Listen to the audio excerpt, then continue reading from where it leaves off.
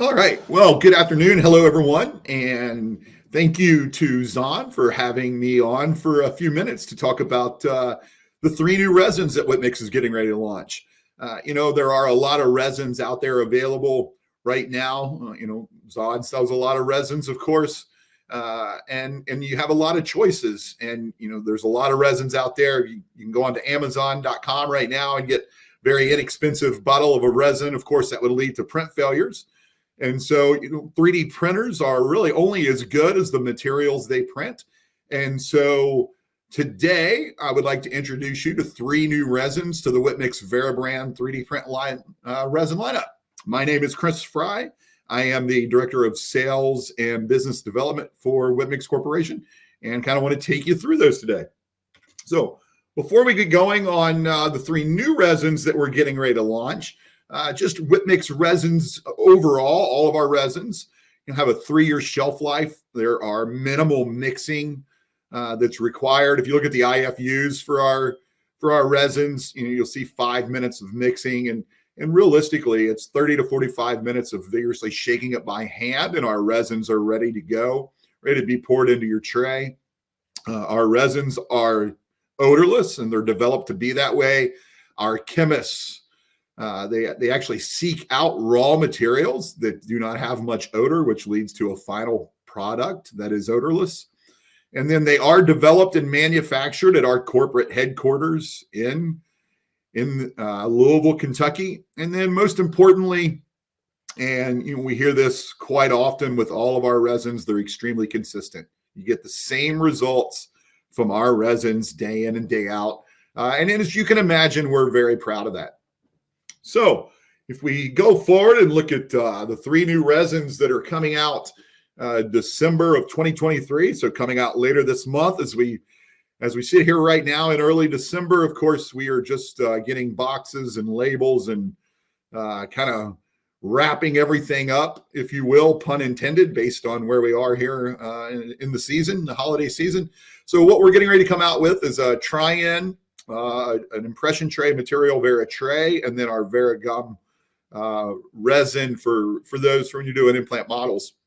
And before I kind of get into them, we're going to take a look at what differentiates these particular resins from the resins that are already on the market. And we understood that when we brought these to market, that these resins are already out there. You have multiple options within these three resins.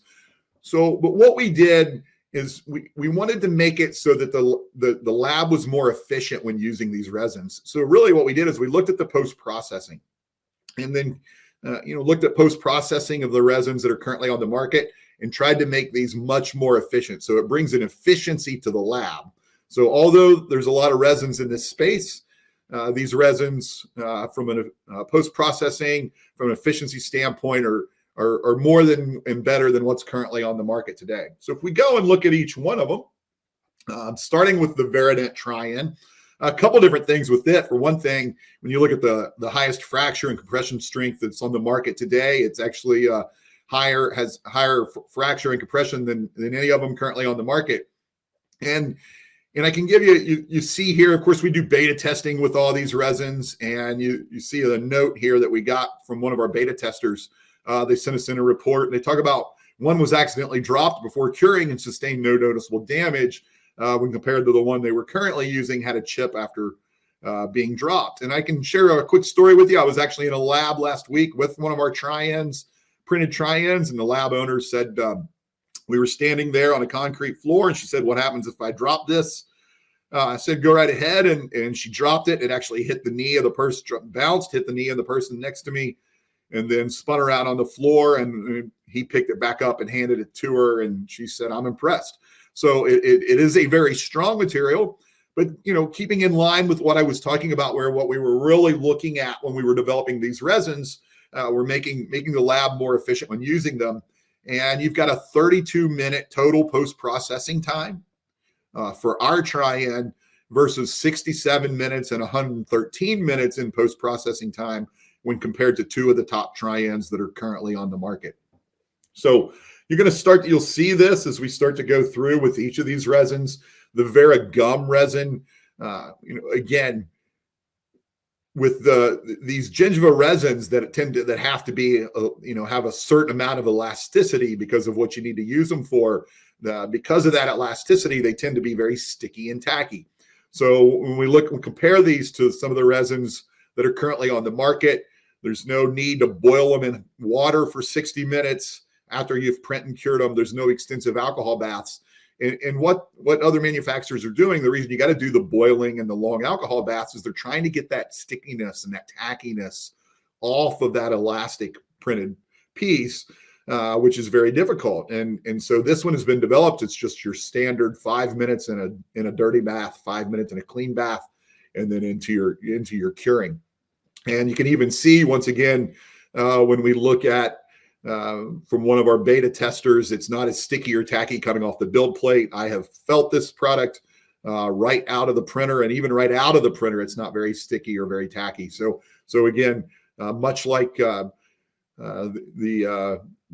Tri-N that we talked about, very, very efficient when using it in the lab. And then, of course, as I discussed in the beginning, a 3-year shelf life. We also understand, right, you're not going to use a lot of this resin.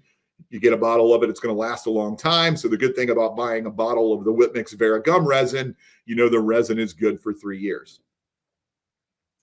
And then our last one of the new one, which of our new resins, is our Veri Tray resin. And this is a new formula. We already have a Veri Tray out, but this is a completely new and improved formula.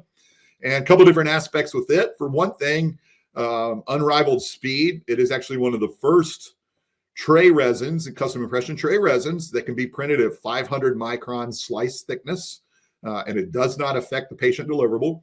So in an instance where you have a patient that can't handle the triple tray for some reason, or you need a custom impression tray, you need it fast, because you can print at 500 microns, you can print this custom impression tray very fast. But then again, continuing with the same theme that we've been talking about today, there's no need to soak this in water for 1 hour after curing, or there's no reason to let it dry for 30 minutes after washing.